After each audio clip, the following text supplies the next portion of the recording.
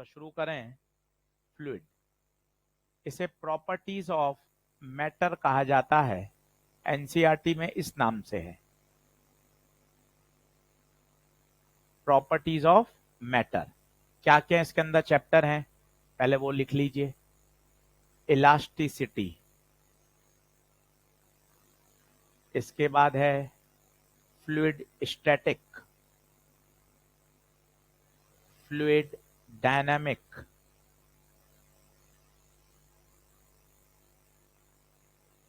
Viscosity और surface tension.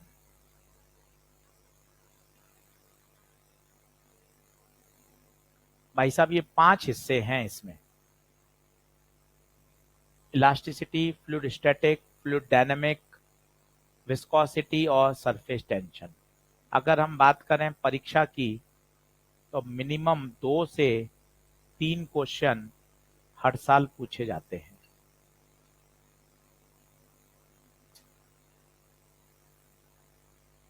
पांच हिस्से हैं और समझने वाले तो हैं, इतना नहीं कह सकते कि थर्मल जितना आसान है, इतना नहीं है, पर रोज पढ़ेंगे, सवाल बनाएंगे तो काम बढ़िया हो जाएगा। इसकी ईएलपी मिलेंगी आपको, 8 या 9 ईएलपी हैं, 1-2 दिन में आ जाएंगी। और वो ईएलपी जरूर करना, उसमें लगभग ऑन एन एवरेज 15 सवाल हैं, तो 15 अट्ठे 120, लगभग 120-130 सवाल हैं ईएलपी में। तो पहले से अपने दिमाग में रोड मैप बना लो कि अपने तो ईएलपी का एक एक सवाल हाथ से लगाना है। आप खुद सोचो ना, आपका अनुभव भी तो काम का है। आपको पहले से पता है यार मेरी फ्लूइड में हालत खराब है? उसके बाद मेहनत नहीं कर रहा है तो फिर तो यार कमजोरी है ना यार। जब तुझे पता है कि मेरी भाई साहब यहाँ पिछले 2-3 साल से मैं फ्लूइड देख रहा हूँ, मेरे सवाल बनते ही नहीं है ना, तो अपन को पता है तो अपन को उसी हिसाब से उसका अटैक करना भी तो चाहिए। पहले से माइंडसेट करो यार मुझे इसका ईएलपी पूरा करना है, इसके ज्यादा से ज्यादा मुझे क्या करने हैं, क्वेश्चंस करने हैं। जितने ज्यादा क्वेश्चंस करेंगे उतना काम बढ़िया होगा। चलो पहले हेडिंग डालो, सेक्शन ए, इलास्टिसिटी। बहुत अच्छे से पढ़ना, अभी थोड़ा धीरे धीरे पढ़ाऊंगा, उसके बाद फिर चीजें समझ में आएंगी तो अपन थोड़ा सा अच्छे पढ़ाएंगे। लेकिन साहब इलास्टिसिटी हेडिंग डालिए,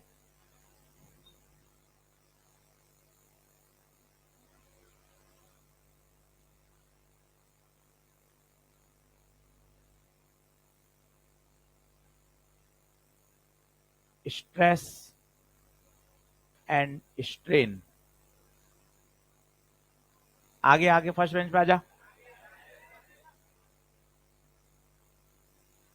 नहीं कोई कोई बात नहीं, खड़े होके पढ़ यहां पर, आजा यहां खड़ा हो जा बीच में। बैठ के पढ़ना है, चल बैठा देता हूं, खिसक भाई बैठा दे। लिखे हैं डालें, stress and strain in elastic material. अब कई बच्चों को तो यहां डेफिनेशन में ही पंगे होते हैं कि स्ट्रेस होता क्या है। याद होता है फोर्स अपॉन एरिया, पर एक्सटर्नल फोर्स अपॉन एरिया या इंटरनल फोर्स अपॉन एरिया, तो ये भी पंगे हैं। तो थोड़ा सा यहां बढ़िया समझिएगा। स्ट्रेस जो होता है, पहली परिभाषा स्ट्रेस की, internal forces per unit cross sectional area.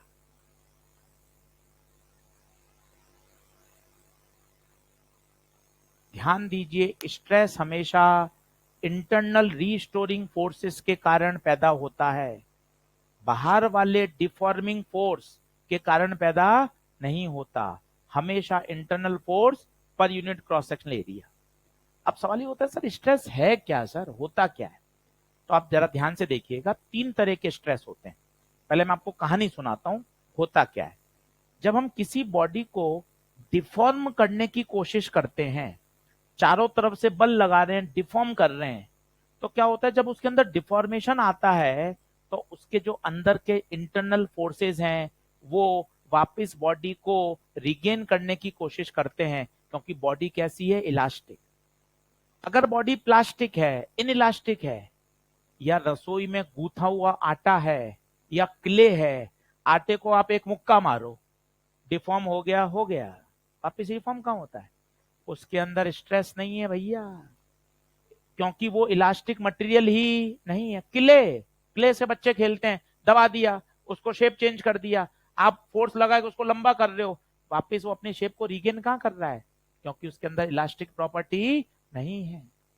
तो मजे की बात है, देखो टॉपिक, देखो हेडिंग कितनी बढ़िया है, in elastic material. Stress strain पैदा ही किस में होता है, इलास्टिक मटेरियल में। तो आपने कोई मटेरियल है, स्टील है, तो स्टील को या किसी ऑब्जेक्ट को जो इलास्टिक, उसको दबाया, दबाने से क्या होगा, डिफॉर्मेशन आएगा। डिफॉर्मेशन होते ही बॉडी के जो अंदर के रिस्टोरिंग फोर्स हैं वो एक्टिव हो जाएंगे। क्यों एक्टिव होंगे, क्योंकि बॉडी में डिफॉर्मेशन आ रहा है, बॉडी इलास्टिक है, तो वापस अपने शेप को क्या करना चाहेगी, रिगेन। तो रिगेन करने के लिए जो बल लगेगा, जो एक्सटर्नल फोर्स के अपोजिट होगा या उसी डायरेक्शन में होगा, सोच के देखो, अपोजिट होगा ना, आप डिफॉर्म कर रहे हो तो वो वापस बाहर जाना चाहती है। तो वो जो इंटरनल फोर्सेस है पर यूनिट एरिया, उसी को हम क्या बोलते हैं, स्ट्रेस बोलते हैं। 3 तरह के स्ट्रेस होते हैं, देखते जाइएगा, आराम आराम से समझेंगे, कोई टेंशन नहीं है दूर दूर तक। पहले बात करते हैं नॉर्मल स्ट्रेस। मेरे पास एक ब्लॉक है और मैंने इस पे ऊपर से एक एक्सटर्नल बल लगा दिया, ऐसे दबा दिया उसे फोर्स बल से। तो जरा सोचिए, इसकी लेंथ में चेंज हो गया, माना इसकी लंबाई या हाइट थी h या लंबाई l थी, और इसकी लंबाई में चेंज हो गया कितना, डेल्टा l। सोचिए जैसे ही लंबाई में चेंज हुआ, क्या अंदर से रिस्टोरिंग फोर्सेस लगेंगे क्या, कहां लगेंगे, ऊपर या नीचे, ताकि अपनी बॉडी के शेप को, इक्विलिब्रियम के समय ये दोनों फोर्स बराबर होंगे या नहीं होंगे। अगर ऊपर वाला बड़ा होगा तो बॉडी को दबाता दबाता दबाता ही चला जाएगा ना भाई। जब इक्विलिब्रियम आ जाएगा, मतलब जब दबना बंद हो जाएगा, उस समय इन दोनों फोर्स को बराबर होना पड़ेगा। तो ये इंटरनल रिस्टोरिंग फोर्स हैं जो इक्विलिब्रियम के समय उस डिफॉर्मिंग फोर्स के बराबर हो जाते हैं, इक्वल एंड अपोजिट। बताओ ये एफ है तो क्या ये भी एफ होगा, माना इसका एरिया ए है, तो नॉर्मल स्ट्रेस का फॉर्मूला होता है बच्चों, force upon area. Force, force normal, आप देखिए सरफेस के कैसे लग रहा है, परपेंडिकुलर। अगर इसका 3 डायमेंशन डायग्राम बनाना चाहेंगे तो ये देखो, ये मान लो ऐसी कोई शेप है, तो ये जो टॉप सरफेस का एरिया है इसे बोलते हैं क्रॉस सेक्शनल एरिया। कितना है बताइए, ये ए है, कितना है, ए है। और जो बल लग रहा है बताइए, वो सरफेस के कैसे लग रहा है, परपेंडिकुलर लग रहा है। That's why the stress is normal stress. लिखना शुरू करिए धीरे धीरे। आज इंट्रोडक्शन है, 40-50 मिनट, आज एक बार अपन को कहानी को जमाना है। तो स्टेप क्या है, आपने एक्सटर्नल फोर्स लगाया, बॉडी इलास्टिक है, तो बॉडी उस एक्सटर्नल फोर्स के कारण डिफॉर्म हुई। अब बॉडी चूंकि इलास्टिक है तो अपने शेप को रिगेन करना चाहेगी, तो बॉडी में इंटरनल फोर्सेस उस एक्सटर्नल फोर्स को क्या करेंगे, विरोध करेंगे। इक्विलिब्रियम के समय दोनों फोर्स क्या हो जाएंगे, बराबर हो जाएंगे। तो स्ट्रेस इंटरनल की वजह से आता है या एक्सटर्नल, उत्तर है इंटरनल।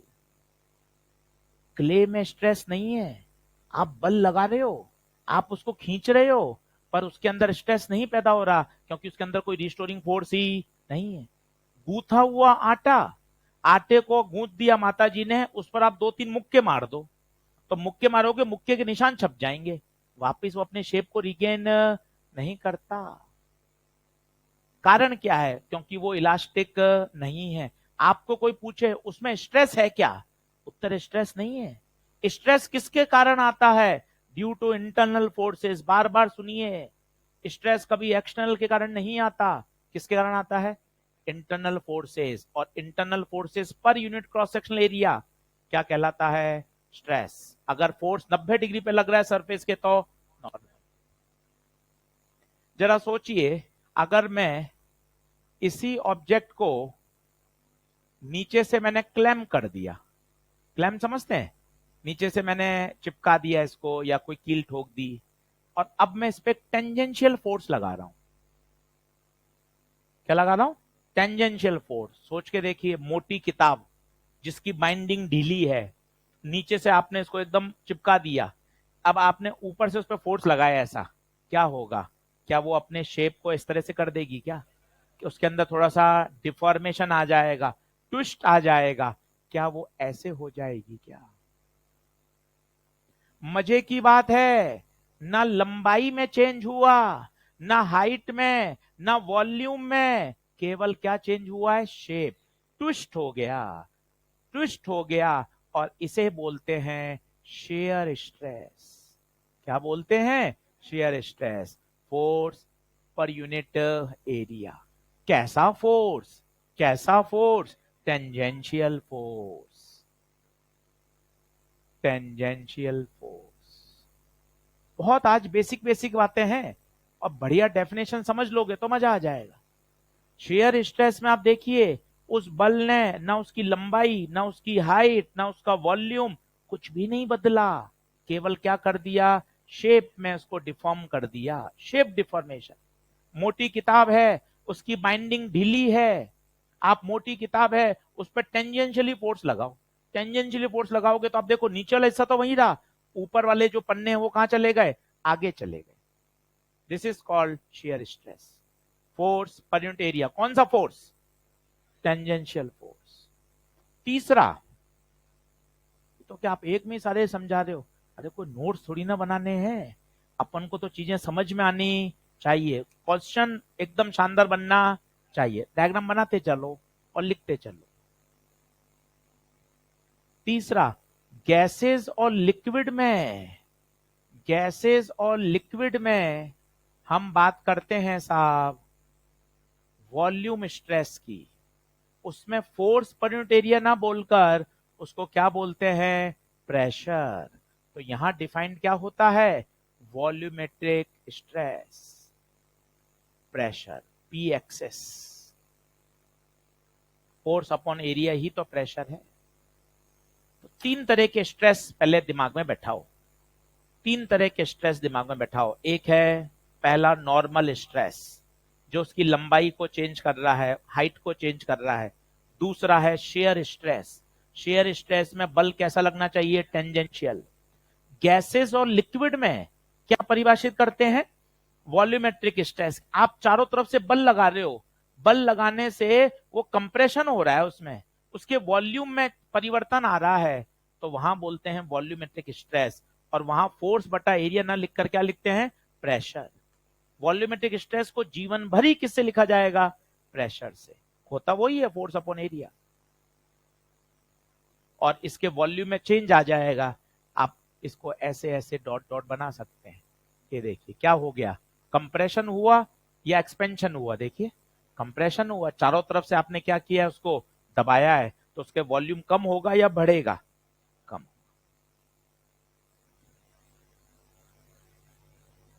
बताइए क्या तीन तरह के स्ट्रेस क्लियर हैं? पहला, पहला नॉर्मल स्ट्रेस। नॉर्मल स्ट्रेस में बल सरफेस के लंबवत लगना चाहिए, नॉर्मल, मैकेनिक्स वाला नॉर्मल। नॉर्मल फोर्स हमेशा कांटेक्ट सरफेस के परपेंडिकुलर लगता है, याद करो। टेंजेंशियल फोर्स जो लगेगा वो शेयर स्ट्रेस देगा।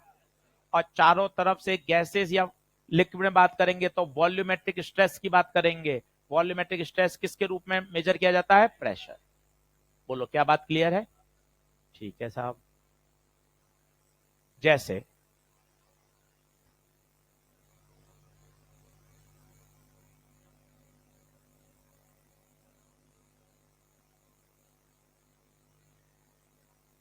ये क्लैंप है और आपने साहब एफ बल लगा दिया थीटा एंगल में। अब जरा सोचिए, दो काम एक साथ होंगे। ये वाला जो बल है ये सरफेस के लंबवत है, परपेंडिकुलर है, ये इसकी हाइट में चेंज करेगा। और ये वाला फोर्स इसको ट्विस्ट करेगा, इसको ट्विस्ट करेगा। क्या बात समझ में आ रही है? तो बताओ कौन सा बल शेयर स्ट्रेस देगा? F cos theta. कौन सा बल नॉर्मल स्ट्रेस देगा? F sine theta. माना इसका जो टॉप सरफेस है उसका जो एरिया है वो कितना है? ए। एक ही चित्र में दोनों समझिए।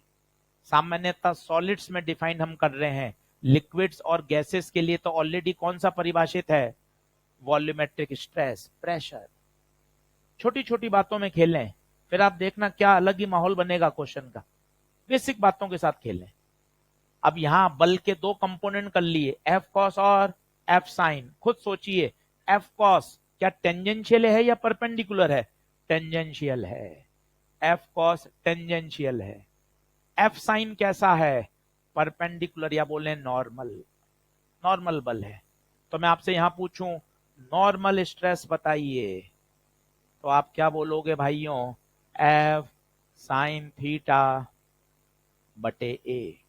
मैं आपसे पूछूं यहां शेयर स्ट्रेस बताइए भैया, एफ कॉस थीटा बाय ए। थोड़ा आपको और बताता हूं क्यों कंफ्यूजन होता है। बच्चा सोचता है यार ये वही वाला तो फोर्स कम में ले रहे हैं एक्सटर्नल, पर मैं आपको फिर बताता हूं, स्ट्रेस एक्सटर्नल फोर्स की वजह से नहीं आया, इंटरनल की वजह से आया। सर आप तो एफ बार वाला ही लिख रहे हो, इसके पीछे की कहानी सुनो। इक्विलिब्रियम के समय जो एक्सटर्नल फोर्स है उतना ही तो इंटरनल फोर्स होगा। और कठिन भाषा में सुनना चाहते हो तो सुनो, आपने इसको ट्विस्ट किया, किताब को बल लगाया, ट्विस्ट किया, एक एंगल पे आके वो रुक जाएगी ना, ऐसा थोड़ी ना ट्विस्ट होते होते पूरी जमीन पे आ जाएगी। क्यों रुक गई? कठिन भाषा में बोलो, एक्सटर्नल फोर्स का जो टॉर्क है वो इंटरनल फोर्स के टॉर्क से बैलेंस हो रहा होगा ना, तभी तो इक्विलिब्रियम आया है। आप बात को समझो। क्यों भाई कंफ्यूजन आता है तो उसके पीछे कोई ना कोई कारण तो रहा होगा। बच्चे जनरली बोल देते हैं स्ट्रेस फोर्स अपॉन एरिया, हाँ फोर्स, हाँ एक्सटर्नल फोर्स, एक्सटर्नल फोर्स। अरे नहीं भाई, स्ट्रेस हमेशा इंटरनल फोर्सेस के कारण पैदा होता है। हाँ वो अलग बात है। कहानी सुन, बॉडी को डिफॉर्म किया, स्टेप नंबर 1, डिफॉर्मेशन से क्या पैदा हुए? रिस्टोरिंग फोर्स पैदा हुए। रिस्टोरिंग फोर्स इक्विलिब्रियम के समय डिफॉर्मिंग फोर्स के। क्यों आशीष सर बराबर क्यों होंगे? अरे अगर बराबर नहीं होगा तो सोच, इस पे तू बल लगा रहा है, बल लगाते लगाते लगाते लगाते तो जमीन में घुसा देगा भाई। किसी पर्टिकुलर पॉइंट पे आके वो रुक जाएगा, इसका मतलब दोनों बल एक दूसरे के बराबर हो गए। गूथे हुए आटे में रिस्टोरिंग फोर्स है ही नहीं ना, तूने बल लगाया, अंदर से कोई अपोजिशन आया कहां? बल लगाया और वो डिफॉर्म हो गया, क्योंकि वो कैसा है? प्लास्टिक है, इन इलास्टिक बॉडी है, इलास्टिक बॉडी नहीं है। कोई आपको कहे गूंथे हुए आटे में बताओ स्ट्रेस कितना है, उत्तर है 0। क्ले में स्ट्रेस कितना है? क्योंकि क्ले के अंदर कोई रिस्टोरिंग बल है ही नहीं जो बॉडी को वापस अपने शेप को रिगेन करने की कोशिश करवाए। नहीं आ पा रहा समझ? आगे बढ़े क्या? तो साहब ये बात क्लियर हो गई, ये बात क्लियर हो गई। अब देखें, ये तो हुआ स्ट्रेस, अब बात करते हैं स्ट्रेन की। स्ट्रेन कुछ नहीं होता, ये रिलेटिव डिफॉर्मेशन होता है। स्ट्रेन कुछ नहीं होता, ये रिलेटिव डिफॉर्मेशन होता है। 3 तरह के स्ट्रेन होते हैं। पहला पढ़ते हैं लॉन्गिट्यूडिनल स्ट्रेन।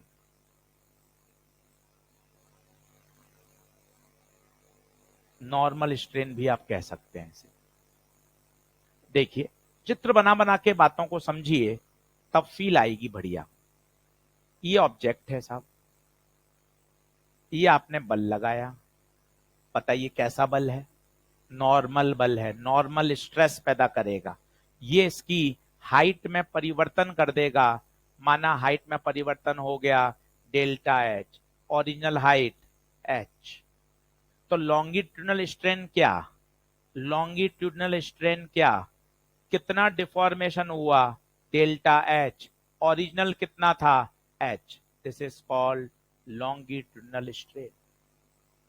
कोई रॉकेट साइंस नहीं, दूसरा चित्र बनाओ और समझ में आएगा। एक रॉड है, ये रॉड है, रॉड को बल लगा के आप खींच रहे हो, ये रॉड है, आप बल लगा के उसको खींचना चाहते हो, तो बताओ क्या उसकी लंबाई बढ़ेगी?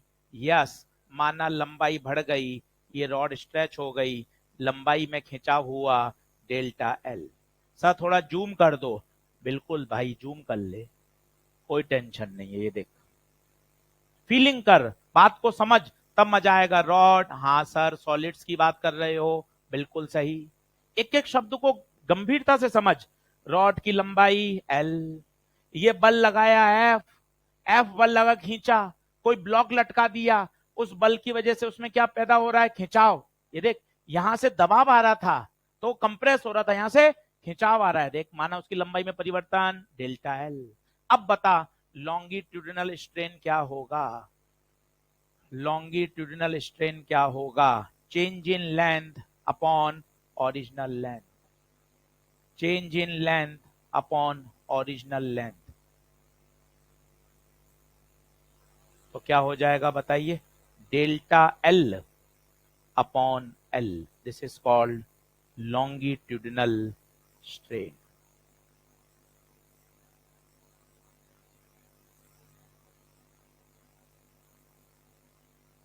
बना लीजिए।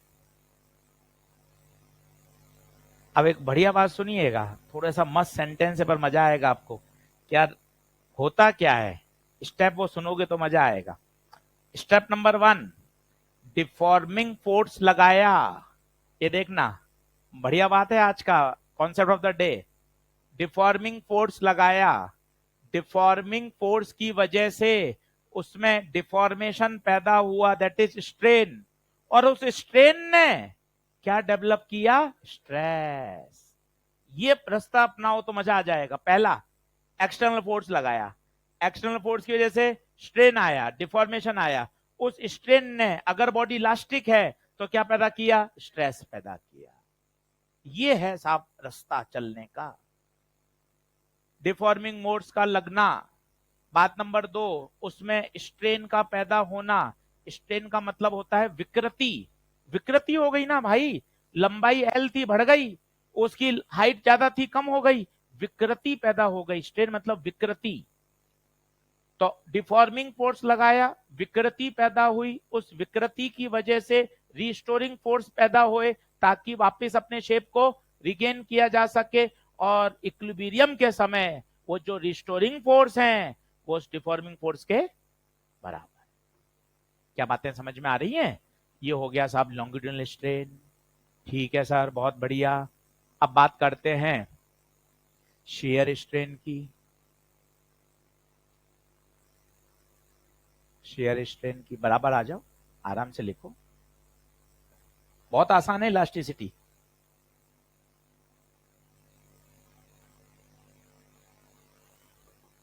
पढ़ाने में 2.5 से 3 लेक्चर, रिवीजन 20 मिनट, ऐसा है, आप देख लेना। पूरा पढ़ाऊंगा 2.5-3 लेक्चर में, फिर कहना सर रिवीजन करके बताओ 20 मिनट में, और वो सारी बातें बता दो जो सब लिखा दिया। 20 मिनट में आपको दिखा दूंगा कि जितना आपने 3 लेक्चर में पढ़ा वो 20 मिनट में रिवाइज किया जा सकता है। शेयर स्ट्रेन, अब बताओ शेयर होता क्या है।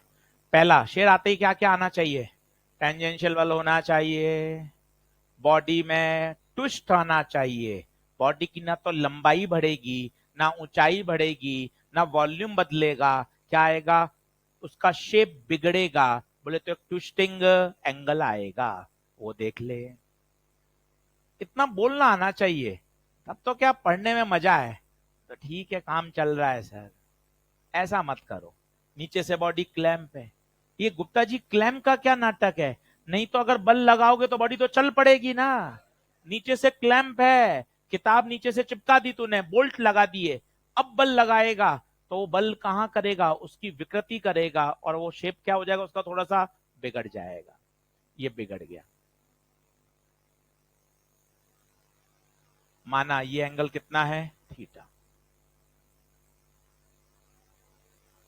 लो साहब, ये एंगल थीटा, माना ये एक्स आगे चला गया और ये हाइट है एच, तो थीटा बता सकते हो, tan theta perpendicular upon base. Theta small है, 2 डिग्री 5 डिग्री होता है, तो टेन थीटा किसके बराबर, थीटा, थीटा बराबर एक्स बाय एच।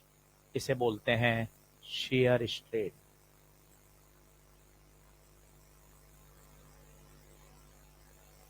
आराम से नोट करिए, समझिए, फंडे बढ़िया समझ में आ जाएंगे, सवाल करने में यूं आनंद आएगा। चैप्टर आसान है, 3 के 3 सवाल सही करवा दूंगा मैं आपके, तरीके से पढ़ना है बस।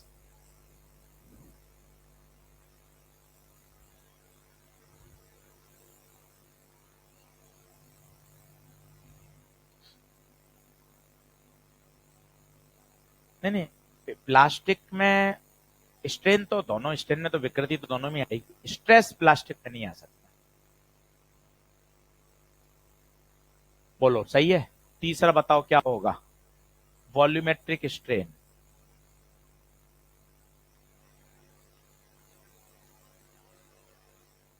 वॉल्यूमेट्रिक स्ट्रेन बताइए क्या होगा वॉल्यूमेट्रिक, सोच के देखिए। किस में डिफाइंड होता है? अच्छी अच्छी बातें बोलिए, किस में डिफाइंड होता है? लिक्विड और गैसेस में। चारों तरफ से बल लगा रहे हैं, इस बल पर यूनिट एरिया को ही क्या बोल देते हैं? प्रेशर। इसकी वजह से इसके वॉल्यूम में कमी आ गई, तो बताइए वॉल्यूमेट्रिक स्ट्रेन, जितने वॉल्यूम में कमी I divided by original volume.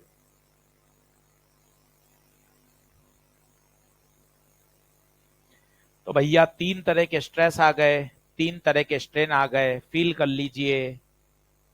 लंबाई में परिवर्तन, ऊंचाई में परिवर्तन, लॉन्गिट्यूडनल स्ट्रेन। शेप में परिवर्तन, ट्विस्टिंग हो गया, शेयर।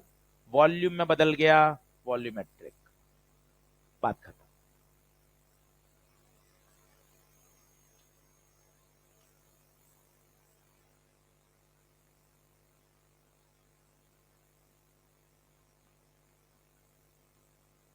अच्छे से बना तीर के निशान।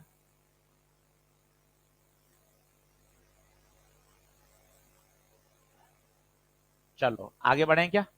तो भाइयों देख लो, फटाफट बना लो। 3 स्ट्रेस और 3 स्ट्रेन, ये अपने दिमाग में सेट होने चाहिए।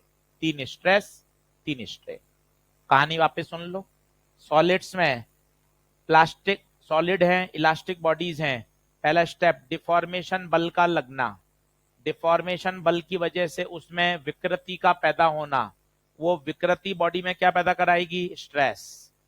और अभी हम पढ़ेंगे हुक्स लॉ, जो स्ट्रेस है वो स्ट्रेन के क्या होता है? Directly proportional. चलो लिखे, बढ़ू आगे। कोई किसी को कुछ पूछना था? चलो लिखे Hooke's law.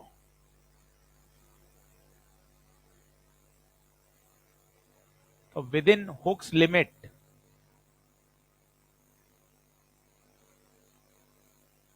With in Hooke's limit जो स्ट्रेस होता है वो स्ट्रेन के क्या होता है? प्रोपोर्शनल।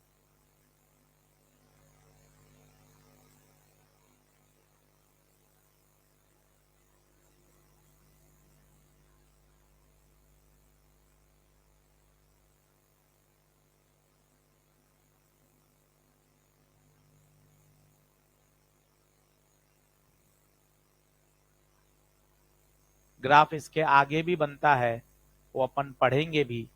और अभी हम कहां तक बना रहे हैं? केवल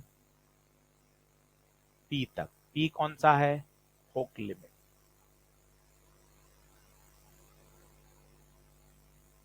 यहां तक इसका इलास्टिक बिहेवियर इंटैक्ट है।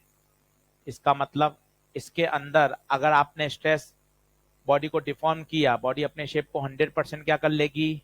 देखिए उसके बाद अपना अपना वो इलास्टिक नेचर खोता जाएगा, खोता जाएगा, अंत में ब्रेकिंग पॉइंट भी आ जाएगा और ब्रेक हो जाएगा। पढ़ेंगे आगे भविष्य में जाके, अभी जो हाईलाइट है केवल उतना ही पढ़ रहे हैं।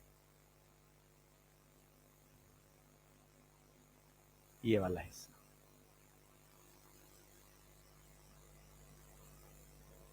प्रोपोर्शनल हटाएंगे तो क्या आएगा?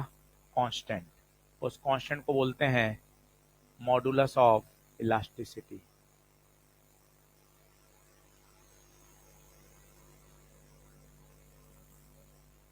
स्ट्रेस बटे स्ट्रेन। यहाँ कांस्टेंट आएगा के, स्ट्रेन को नीचे ले जाएंगे, उस कांस्टेंट को बोला जाता है मॉडुलस ऑफ इलास्टिसिटी।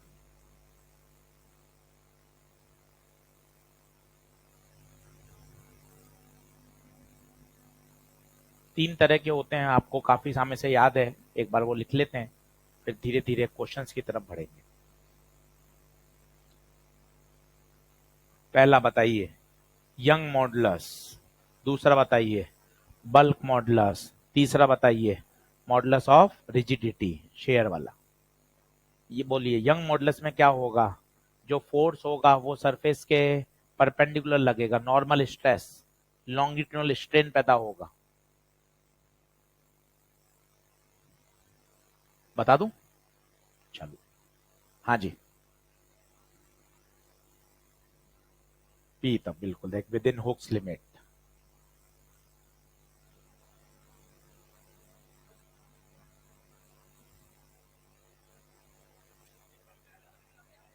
सब तो लिखा हुआ है।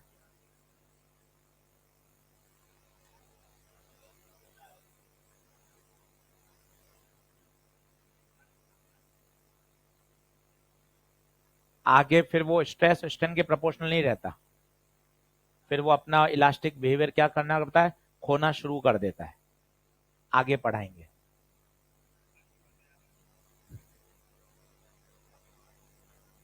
चलो, कोई कोई बात नहीं, परेशान मत हुआ का तो बिल्कुल।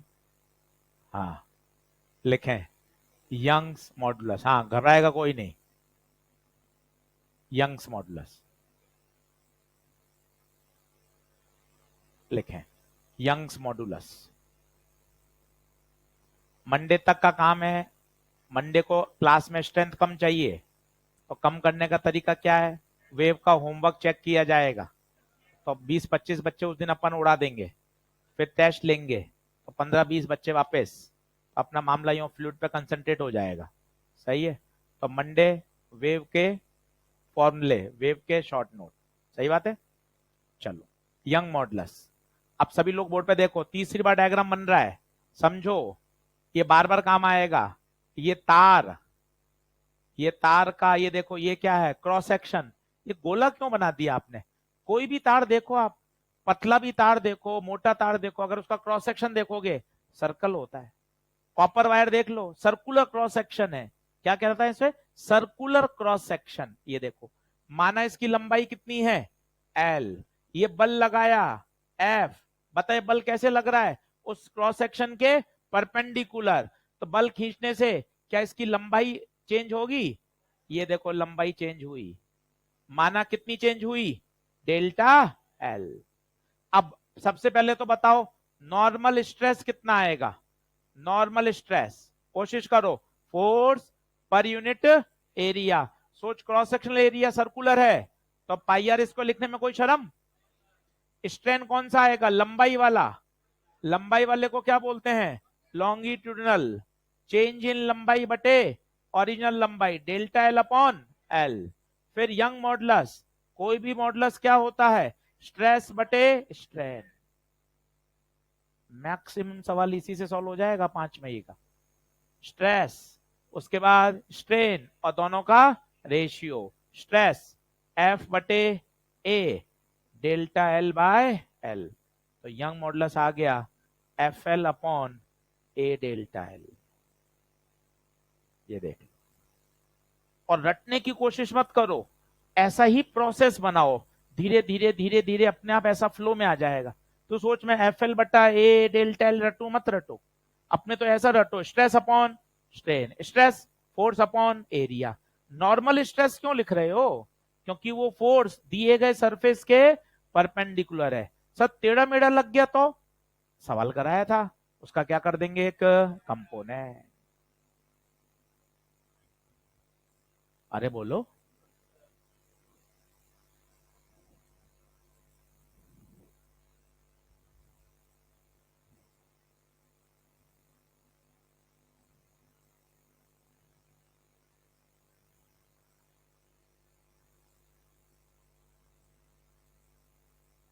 बहुत आसान है, कहीं कोई दिक्कत नहीं है। बस टारगेट ये रखना, 13 लेक्चर पूरे पढ़ने, ईएलपी पूरी सॉल्व करनी है। और वो ईएलपी इतनी बढ़िया डिजाइंड है कि आपने ईमानदारी से कर लिया तो चैप्टर शानदार तैयार हो जाएगा।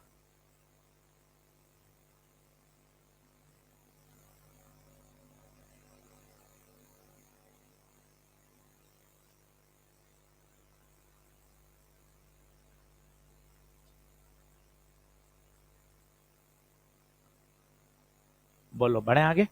स्ट्रेस ये कौन सा है? Normal, young modulus. अब आइए साहब दूसरा, मॉडुलस ऑफ रिजिडिटी।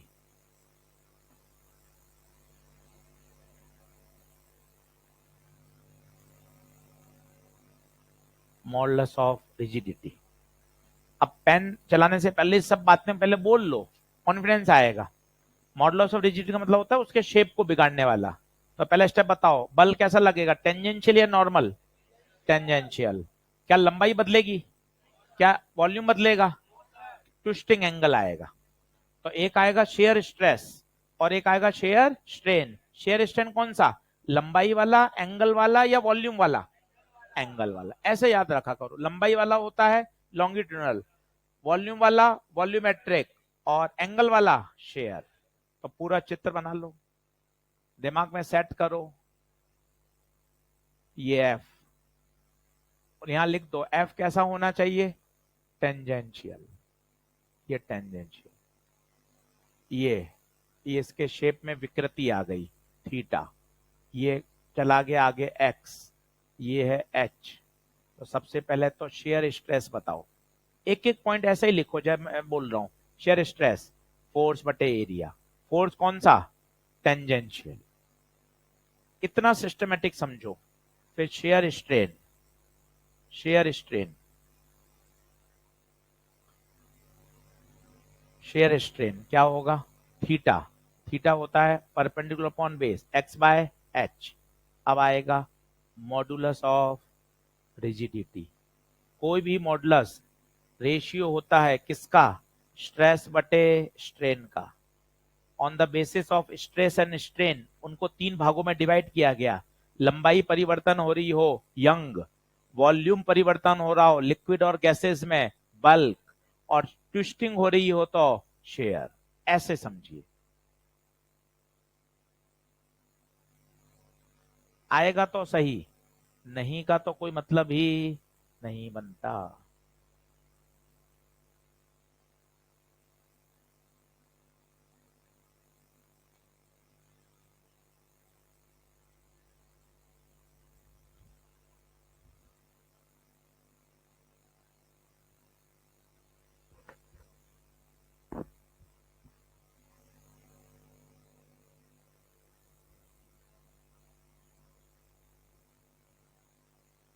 बढ़ू क्या,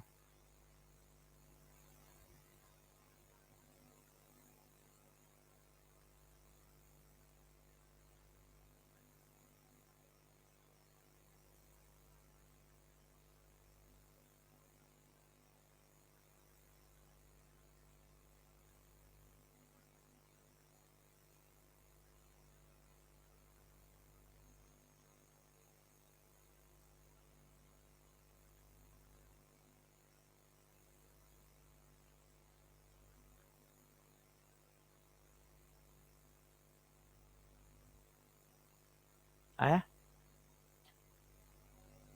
करूं नेक्स्ट कर दूं? जल, कौन है रे, 1 मिनट। चल,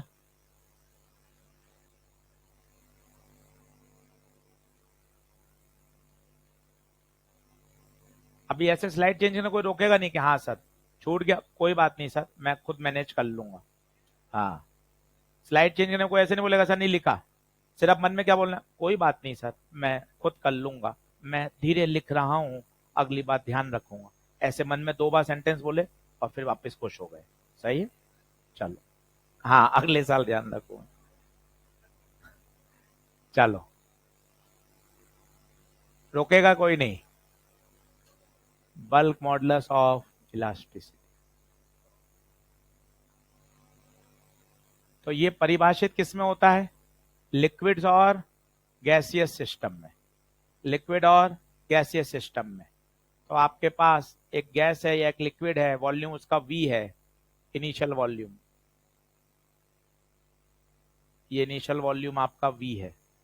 आपने वॉल्यूमेट्रिक स्ट्रेस लगाया, यहां प्रेशर बोलते हैं, फोर्स अपॉन एरिया क्या हो जाता है, प्रेशर। प्रेशर लगाया, प्रेशर की वजह से उसके वॉल्यूम में क्या आ गया, चेंज आ गया। ये देखिए, ये वाला वॉल्यूम कम हो गया, तो क्या पैदा हुआ, वॉल्यूमेट्रिक स्ट्रेन, वॉल्यूमेट्रिक स्ट्रेन बताइए कितना होगा, delta V by V. Volumetric stress क्या होगा, डेल्टा पी बोलो या पी एक्सेस बोल दो, जो आपको सही लगे। अब बताइए bulk modulus, bulk modulus stress बटे स्ट्रेन, स्ट्रेस यहां volumetric stress upon delta P. यहां एक माइनस साइन लगाना पड़ता है, उस माइनस के पीछे क्या कारण है, पहली बात है ये सारे मॉडुलस हैं।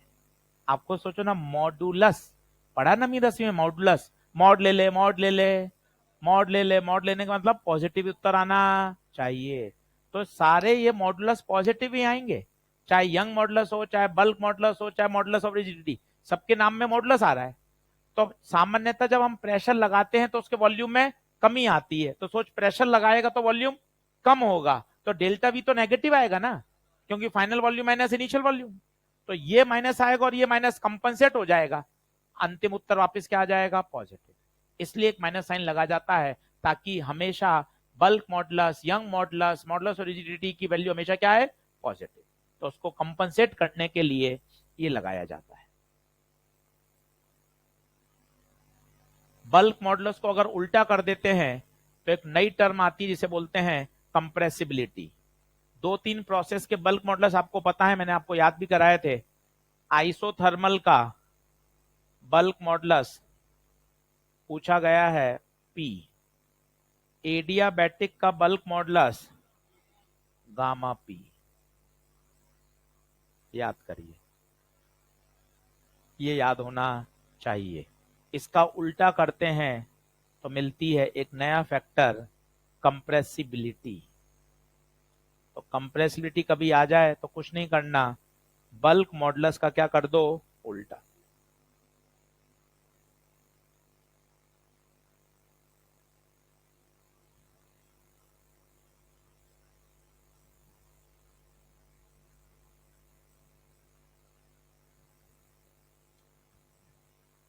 अब 5 मिनट ले लो, इतने सुंदर सुंदर नोट्स बन गए आपके 3 पेज में, इनको एक बार पढ़ो, रिकॉल करो आंख बंद करके। स्ट्रेस 3 तरह के, स्ट्रेन 3 तरह के, मॉडुलस 3 तरह के, सुंदर सुंदर आपने खूब अच्छे नोट्स बना लिए। अब इनको रिकॉल करो, फिर इस पे 3 सवाल मैं आपको करके दिखाता हूं ताकि चीजें थोड़ी सी आगे बढ़े मोमेंटम में। इतना आसान है कि बहुत जल्दी आप इसको हल कर सकते हो, बहुत सिस्टमेटिक है, बहुत आसान।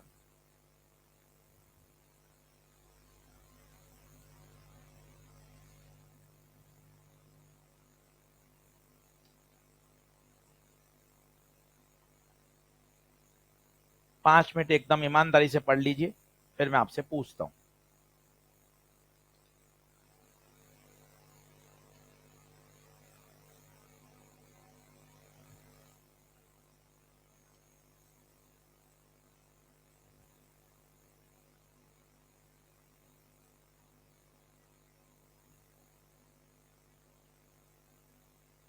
तीनों रिकॉल कर लो।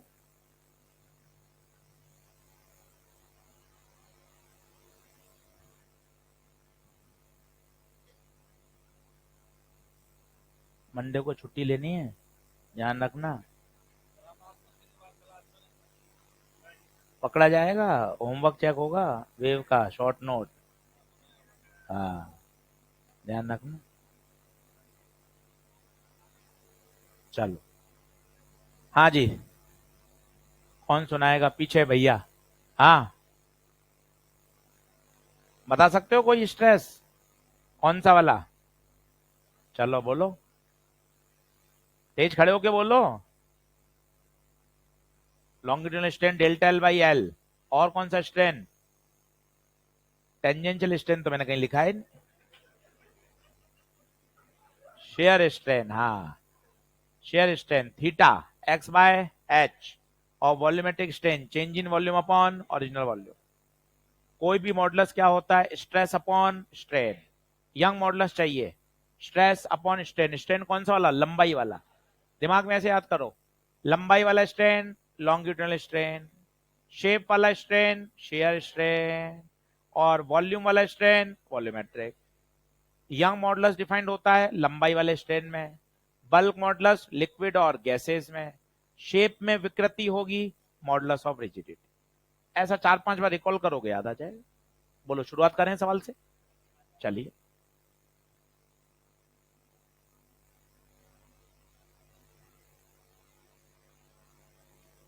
एक मेटल वायर है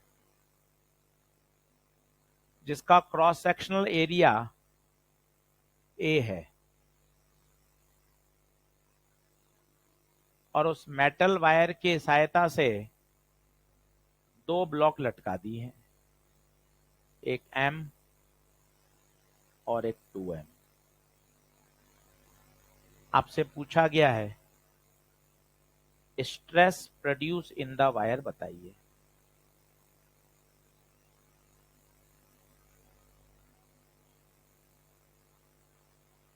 stress produce in the wire बताइए। तो सवाल वापस से देख लीजिए। एक मेटल वायर है जिसका क्रॉस सेक्शनल एरिया ए है, फ्रिक्शनलेस पुली है, 2 ब्लॉक लटकाए गए हैं। आपसे पूछा गया है stress produce in the wire बताओ।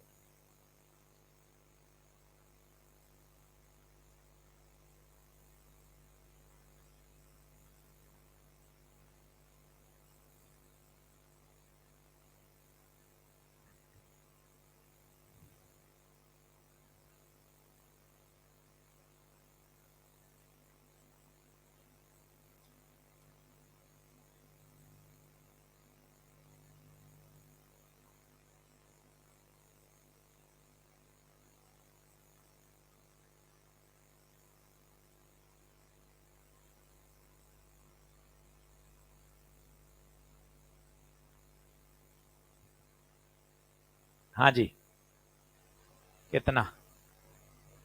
4 mg/a, 3 mg/3a, 4 mg/3a। देखो, अब सबसे पहले क्या है, इसमें थोड़ा थोड़ा मैकेनिक्स के स्वाद आएंगे, तो उस मैकेनिक्स के स्वाद ले लो, समझो। ये कहलाती है एटवुड मशीन, सबसे बेसिक पुली सिस्टम है। इसे क्या बोलते हैं? Atwood machine.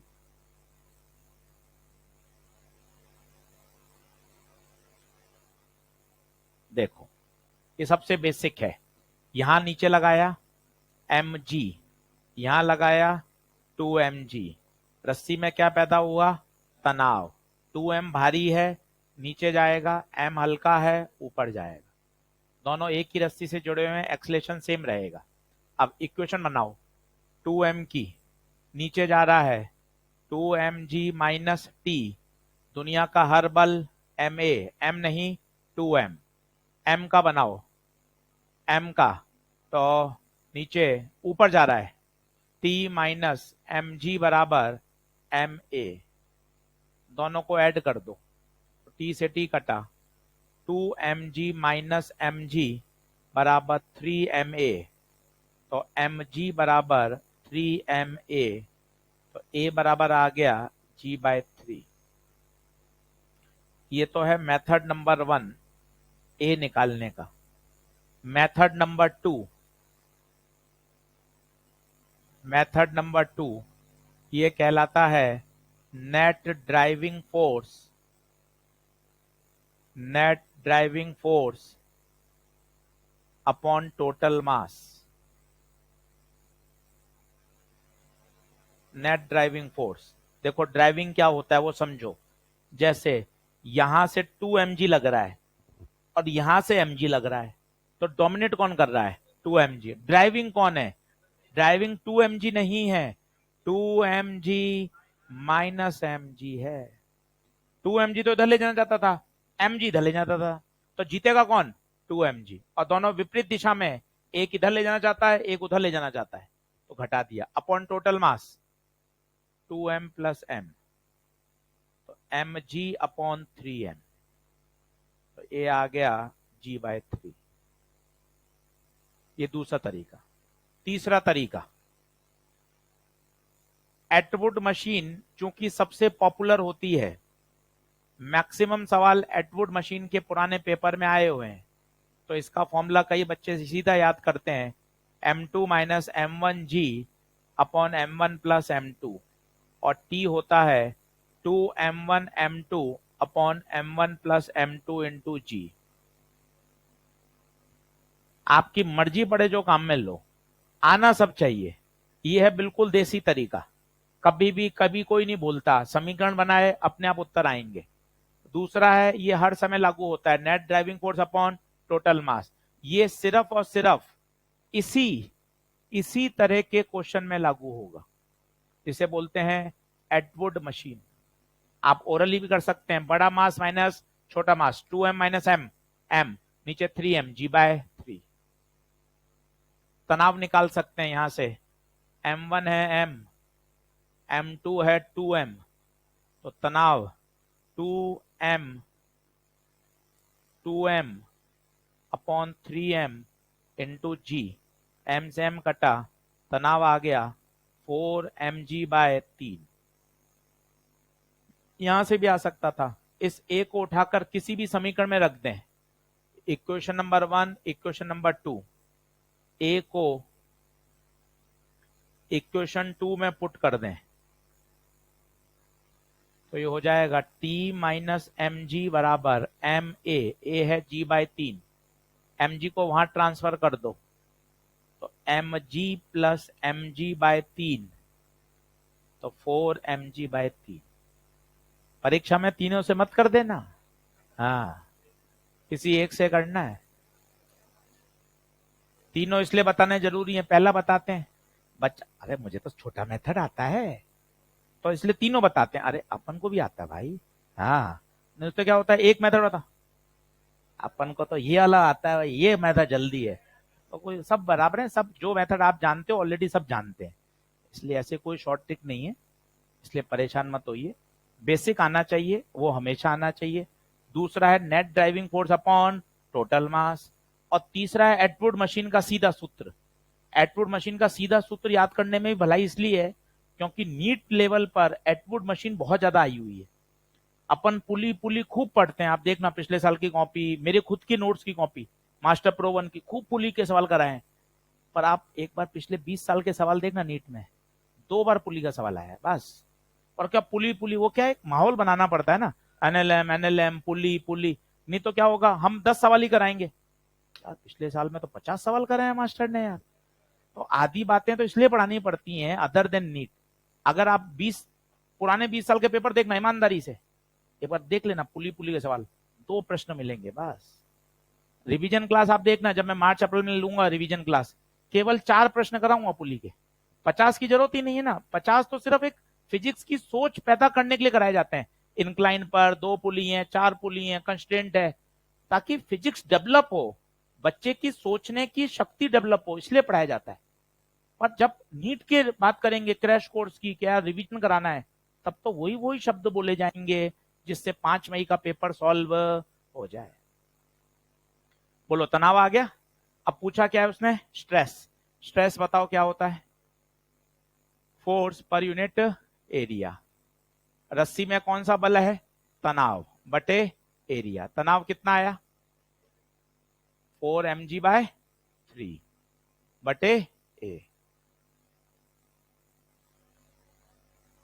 बताइए क्या क्लियर हुआ, छोटा सवाल, बस मैकेनिक्स घुसा दी, बाकी कुछ भी नहीं है। फॉर्मूला देखो, इलास्टिसिटी का तो सिर्फ ये लगा है, stress internal forces per unit area,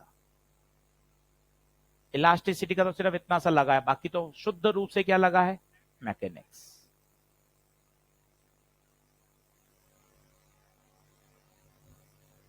बढ़े आगे, क्वेश्चन नंबर 2 पे आऊं, अगला आइए।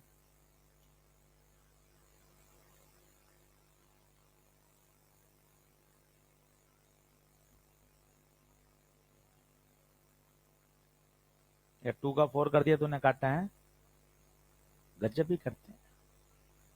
चलो अगला क्वेश्चन नंबर 2।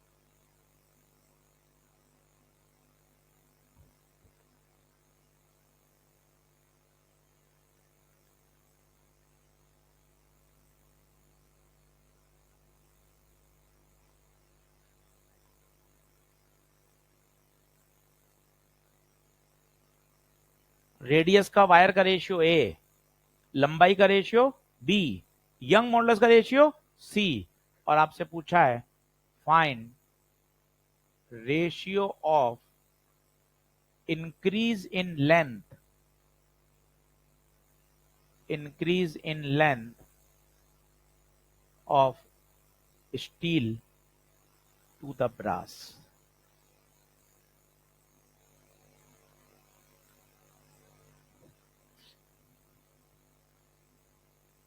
तो ध्यान से देखिए सवाल में क्या पूछा है। आपको लेंथ का रेशियो है, आपके पास रेडियस का रेशियो है, आपके पास यंग मॉडुलस का रेशियो है। अब आपको पूछा है इंक्रीज इन लेंथ का रेशियो बताओ।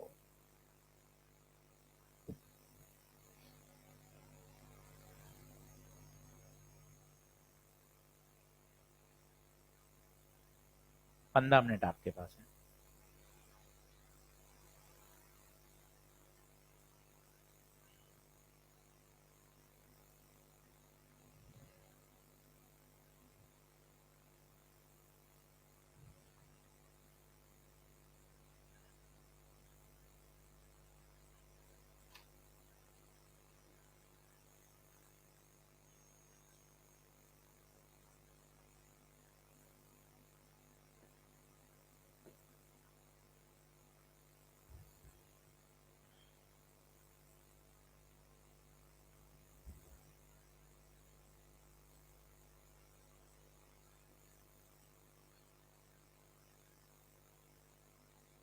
करूं मैं सॉल्व?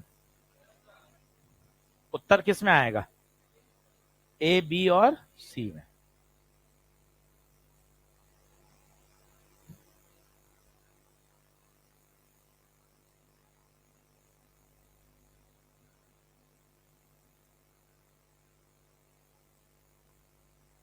भाई ये सोचो ना, स्ट्रेन कहां से आएगा? पहले यंग मॉडुलस सोचो, स्ट्रेस अपॉन स्ट्रेन, वहां से फॉर्मूला पहले डेवलप करो, उसके बाद बनेगा।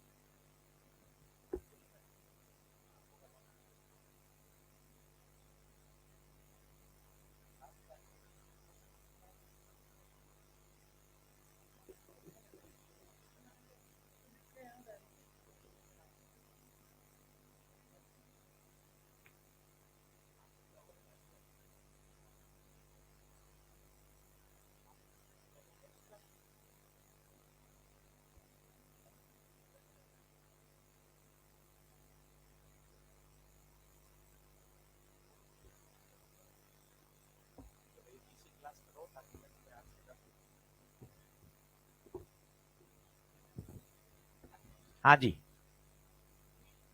लंबाई का रेशियो दे रखा है, रेडियस का रेशियो दे रखा है, यंग मॉडुलस का दे रखा है। आपको पूछा है कि increase in length of steel to the brass बताओ। तो पहले ना अपन को जो पूछा है उसके फॉर्मूले को पहले सेट करना पड़ेगा, तभी तो अपन आगे बढ़ पाएंगे। तो यंग मॉडुलस क्या? यंग मॉडुलस क्या? Stress upon strain. स्ट्रेस बोलो तो क्या? फोर्स बटे एरिया। रस्सी में फोर्स कौन सा होगा? तनाव ही तो होगा। तो तनाव बटे एरिया, एरिया को चुपचाप खोल दिया, पाई आर स्क्वायर। स्ट्रेन क्या होगा? चेंज इन लंबाई अपॉन ओरिजिनल लंबाई। अब बता, तो y बराबर टी बटे पाई आर स्क्वायर, डेल्टा एल, लंबाई कहां गई? ऊपर। पूछा क्या है? Increase in length. तो डेल्टा एल का सूत्र बना, डेल्टा एल का सूत्र बना, क्या बना? टी एल बटे पाई आर स्क्वायर वाई। पहले ये बनाना पड़ेगा कि भाई पूछा क्या है। मुझे इंक्रीज इन लेंथ पूछा है। 8-10 सवाल करोगे तब फ्लो बनेगा। अच्छे से देखो ना, young modulus, stress upon strain, stress upon strain, increase in length चाहिए था, डेल्टा एल, डेल्टा एल निकलेगा। बोलो हाँ है क्या?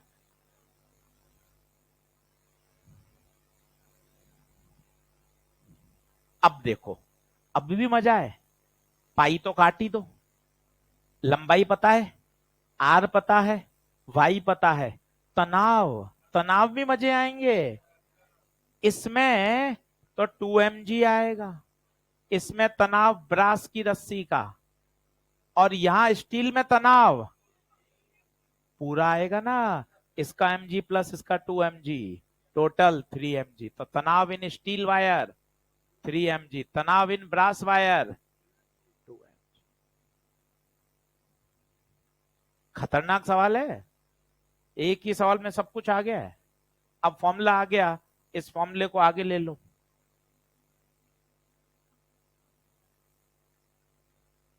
तो तनाव स्टील का ऊपर है ना, तो डेल्टा एल पेस्ट। हाँ जी, अब बताओ, delta L of steel to the delta L of brass बराबर तनाव स्टील बटे तनाव ब्रास, लंबाई के प्रोपोर्शनल है, तो लंबाई स्टील बटे लंबाई ब्रास, रेडियस के इनवर्स है, तो रेडियस ब्रास की ऊपर, स्टील की नीचे, वाई के इनवर्स है, तो बाई ब्रास ऊपर, बाई स्टील नीचे। फर्स्ट राउंड में छोड़ने का सवाल है ये। आप फर्स्ट राउंड में अटक गए तो अटक जाओगे। आना अलग होता है और सवाल को पूरा 1 मिनट के अंदर करना अलग है।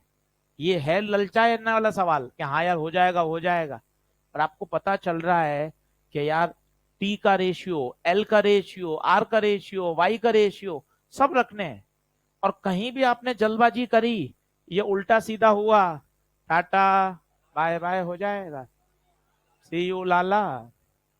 तो ये सोच पैदा करती है कि ना अपन को पहले राउंड में इन सवालों से बचना चाहिए।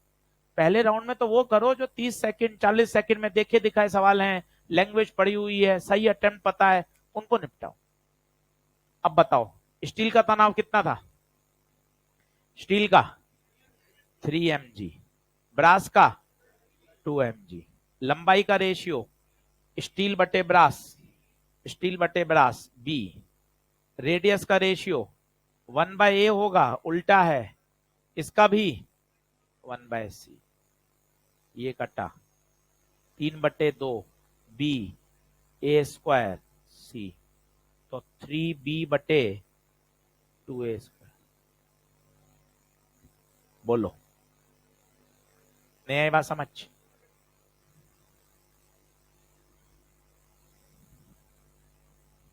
एक और करें फिर आगे बढ़ते हैं। आसान है, कोई कहीं टेंशन नहीं है। जब 20-25 सवाल और कर लोगे ना 3 दिन में, आप कहोगे सर इलास्टिसिटी हो गया तैयार। विस्कोसिटी तो कोई दिक्कत ही नहीं है, सिर्फ अपन को फ्लूइड में मेहनत करनी है, फ्लूइड स्टैटिक और डायनामिक में। विस्कोसिटी और सरफेस टेंशन बहुत आसान है। तो 3v/2a²c। बोलो आगे बढ़े क्या? देख लो, ठीक है, चलो। 4 वायर हैं, सेम लेंथ के हैं, सेम मटेरियल के हैं,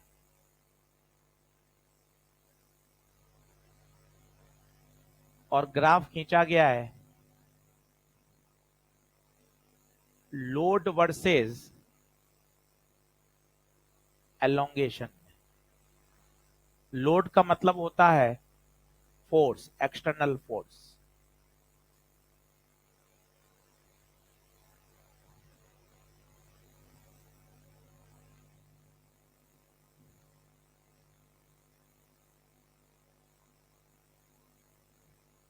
आपको पूछा गया है विच वायर इज थिनेस्ट, थिनेस्ट का मतलब समझे, जिसकी रेडियस सबसे कम है।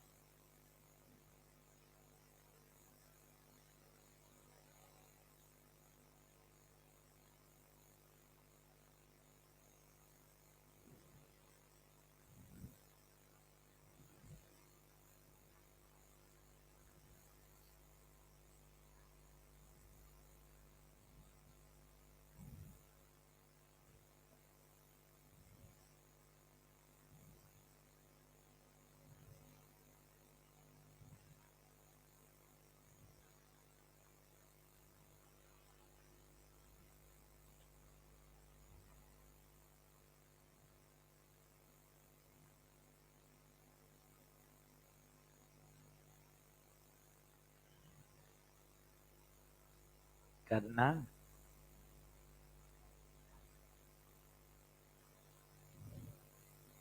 डी या ए, ये तो बात तय, डी और ए में ही होगा, या तो सबसे इधर होगा, बी चले तो होंगे ही नहीं भाई। कौन है रे बी सी बोल रहा है जो है, या तो डी होगा या ए होगा।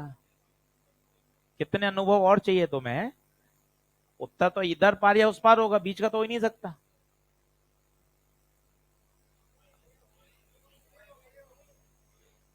अब देखो, चलो अब मजाक में ना उसको गंभीरता लाओ। ग्राफ के कैसे भी सवाल मैंने आपको केटीजी में भी खूब कराए थे, इनका तरीका बहुत आसान है भाई। क्या करो, एक लाइन खींच दो हॉरिजॉन्टल, तेरी मर्जी पड़े वर्टिकल खींच दे, तेरी मर्जी पड़े हॉरिजॉन्टल खींच दे। हॉरिजॉन्टल लाइन खींचते ही तूने सभी के लिए फोर्स सेम कर दिया, सबके लिए फोर्स सेम कर दिया। अब ये एलोंगेशन है किसका, डी का, तो ये एलोंगेशन, एलोंगेशन का मतलब क्या है, डेल्टा एल ए का, ये बी का, ये सी का, ये डी का है एलोंगेशन, और ये किसका है, ए का। देख लो, आप उल्टा भी कर सकते हो, आप ऐसी लाइन भी खींच सकते हो, पर ये तरीके अपनाओ, कितने ही चैप्टर में सवाल बन सकते हैं। सबकी सोच एक जैसी होती है। आपने एक लाइन खींची, एक लाइन खींचते सबके लिए फोर्स क्या कर दिया, सेम।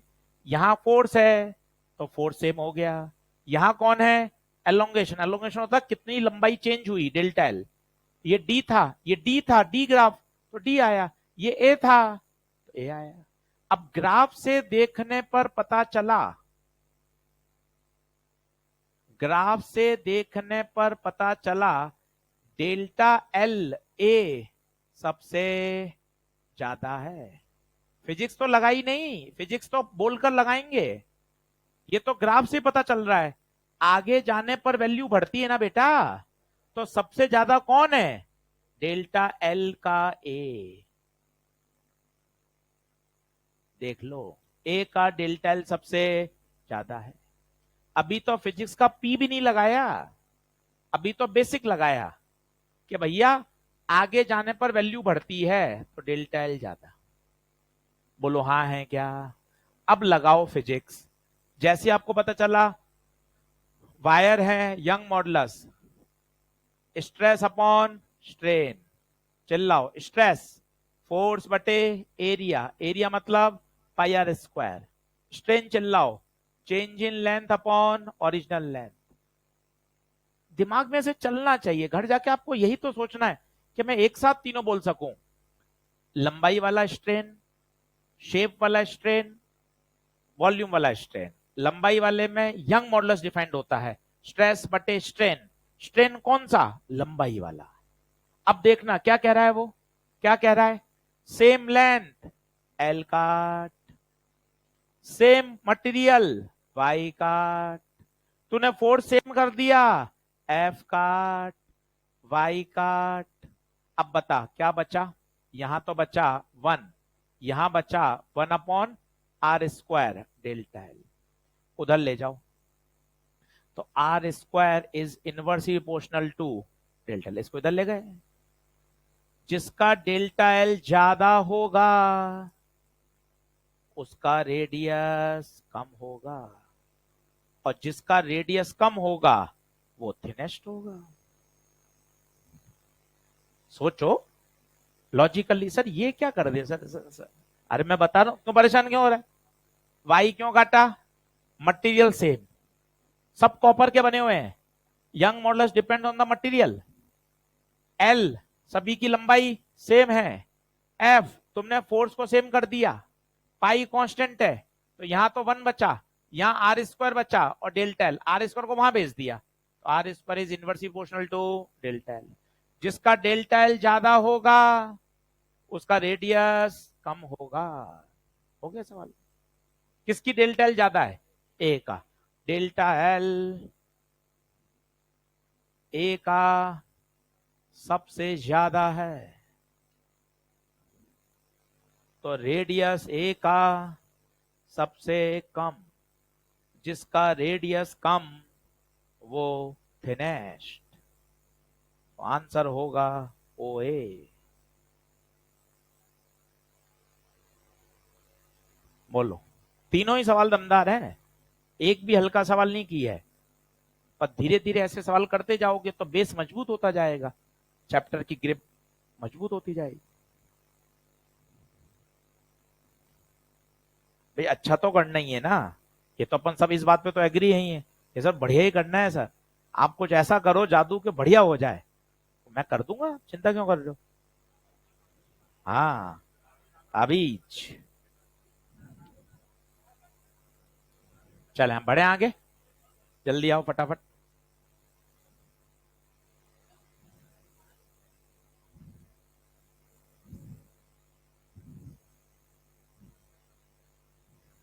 पैसे भी आ जाएगा,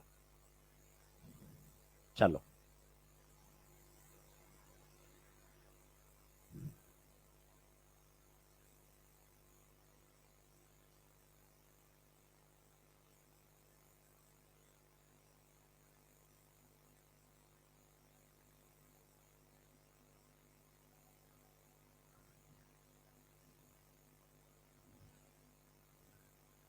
metal rod as a equivalent spring.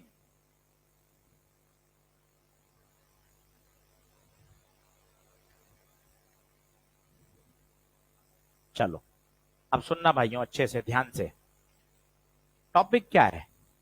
Rod की तुलना करवा रहे हैं, और सोचो अगर तुलना हो गई तो जीवन आसान कैसे होगा। सुनना यार, स्प्रिंग के तो अपन को बहुत सारी बातें पता है। स्प्रिंग की एनर्जी हाफ के एक्स स्क्वायर, तो रॉड के पास भी इलास्टिक पोटेंशियल एनर्जी आ जाएगी।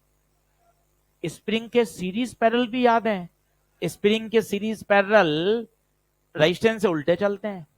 तो अगर रॉड को आपने स्प्रिंग से रिप्लेस कर दिया तो अपना काम बहुत आसान हो जाएगा। हेडिंग पढ़ो, metal rod as a equivalent spring. Sir कैसे हो सकती है? आओ सीखते हैं मन लगा के।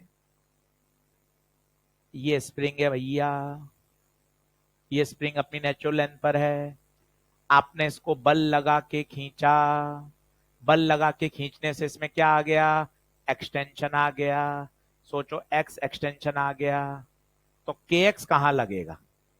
ऊपर। मानते हो? आप बल लगा रहे हैं, के एक्स कहां लगेगा? ऊपर। इक्विलिब्रियम में जब स्प्रिंग खींचना बंद हो गई, एफ बराबर, इसमें किसी को कोई समस्या है? आराम से समझ लो, स्प्रिंग है, स्प्रिंग आपने खींची, जैसे आप स्प्रिंग खींचोगे, स्प्रिंग में खिंचाव पैदा होते ही स्प्रिंग में रिस्टोरिंग बल डेवलप हो जाते हैं। स्प्रिंग में ऊपर लग रहा है के एक्स, और जब खींचना बंद हो गया तब एफ बराबर क्या हो गया? के एक्स। इक्विलिब्रियम का समय आ गया। ठीक है साहब। सर यही रॉड में खेल खेलो ना, आजा खेल लेते, दिक्कत क्या है?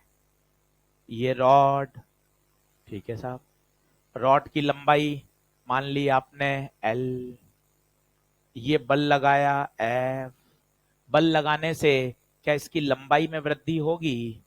माना लंबाई में वृद्धि हो गई एक्स, लंबाई में कितनी वृद्धि हो गई? एक्स।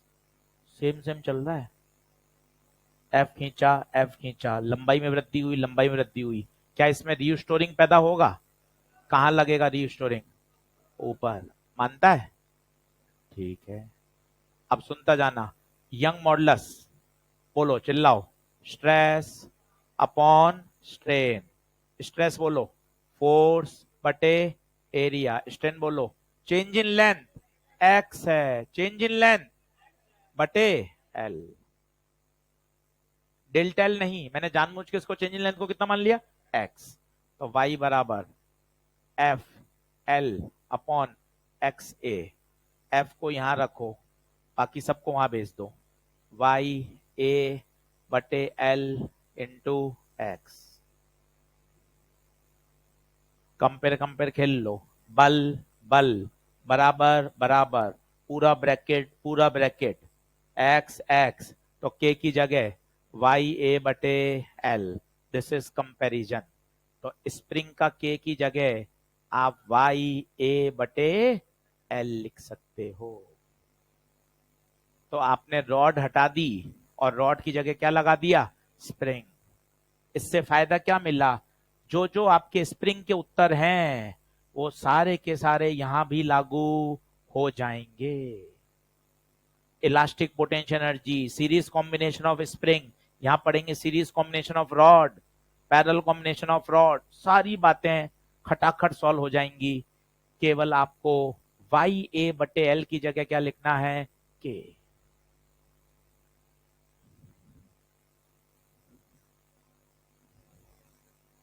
अरे बोलो।